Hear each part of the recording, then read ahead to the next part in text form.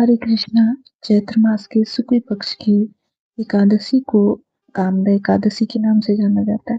इस पावन दिन भगवान विष्णु की पूजा अर्चना और व्रत का विशेष महत्व होता है। एकादशी के दिन प्रातः स्नान करने के बाद भगवान की विधि विधान से पूजा करनी चाहिए, व्रत का संकल्प ले और जो भक्त एकादशी का व्रत करते हैं उन्हें इस दिन अन्न का सेवन नहीं करना चाहिए। इस व्रत में फलाहार और दूध का सेवन किया जाता है। साथ ही कामदेव एकादशी के दिन भगवान श्री कृष्ण के बाल गोपाल स्वरूप और गौ माता की विशेष पूजा करनी चाहिए। इस व्रत को करने से पाप कर्मों का नाश होता है। इसके प्रभाव से जाने अनजाने में किए गए सभी पाप समाप्त हो जाते हैं। मन की सभी इच्छाएं पूर्ण होती है और एकादशी के व्रत से अक्षय पुण्य की प्राप्ति होती है। शास्त्रों के अनुसार कामदा एकादशी का व्रत करने से वाजपेयी यज्ञ के समान पुण्य मिलता है। इससे परिवार में सुख समृद्धि बनी रहती है और घर की परेशानियां दूर होती है। पिशाच दोष आदि का विनाश होता है। कामदा एकादशी के अनेक लाभ बताए गए हैं और पुराणों में भी इस व्रत के महत्व का विस्तार मिलता है। अब आइए जानते हैं कि वर्ष 2026 में कामदा एकादशी का व्रत कब रखा जाएगा। एकादशी तिथि कब प्रारंभ होगी और कब समाप्त होगी। व्रत रखने के लिए कौन सा दिन श्रेष्ठ रहेगा। द्वादशी तिथि कब से कब तक रहेगी और व्रत का पारण का सही समय क्या होगा। एकादशी तिथि 28 मार्च शनिवार को सुबह 8:47 से शुरू होगी और इसका समापन 29 मार्च रविवार को सुबह 7:46 पर होगा। इसके बाद द्वादशी तिथि प्रारंभ हो जाएगी।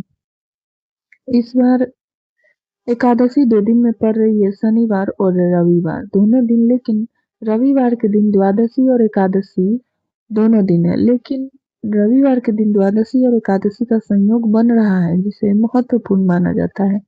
इसलिए आप चाहें तो 28 मार्च शनिवार को भी व्रत रख सकते हैं, लेकिन यदि श्रेष्ठ तिथि की बात करें तो 29 मार्च रविवार को व्रत रखना अधिक उत्तम माना जाएगा। इस दिन वैष्णव एकादशी का भी योग रहेगा। साथ ही इस दिन महाद्वादशी का सबसे विशेष संयोग बन रहा है, जिससे इसका महत्व और भी बढ़ जाता है, क्योंकि यह वामन द्वादशी भी है। इसलिए जो भक्त इस दिन व्रत रखें उन्हें भगवान विष्णु के वामन अवतार की भी पूजा करनी चाहिए। इस बार शनिवार को मृत्यु लोक की भद्रा भी लग रही है। भद्रा काल शनिवार रात 8:13 से शुरू होकर रविवार सुबह 7:46 तक रहेगा। भद्रा का वास मृत्यु लोक में होने के कारण यह समय शुभ कार्यों के लिए उचित नहीं माना जाता है।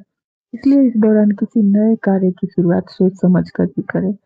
रविवार के दिन ब्रह्म मुहूर्त सुबह 4:49 से 5:37 तक रहेगा और सूर्योदय सुबह 6:26 पर होगा। सूर्यास्त शाम 6:37 पर होगा। इस दिन अश्लेषा नक्षत्र दोपहर 2:37 तक रहेगा। इसके बाद मघा नक्षत्र प्रारंभ हो जाएगा।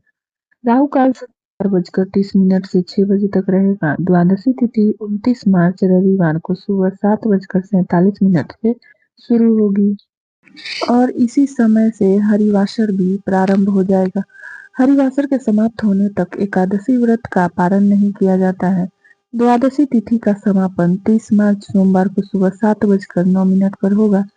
जो भी भक्त शनिवार को व्रत रखेंगे वे ध्यान रखें कि रविवार सुबह से दोपहर तक व्रत खोलने का कोई शुभ समय नहीं है, क्योंकि उस समय हरिवासर रहेगा। इसलिए दोपहर 1:30 से 3 बजे के बीच व्रत का पारण कर सकते हैं।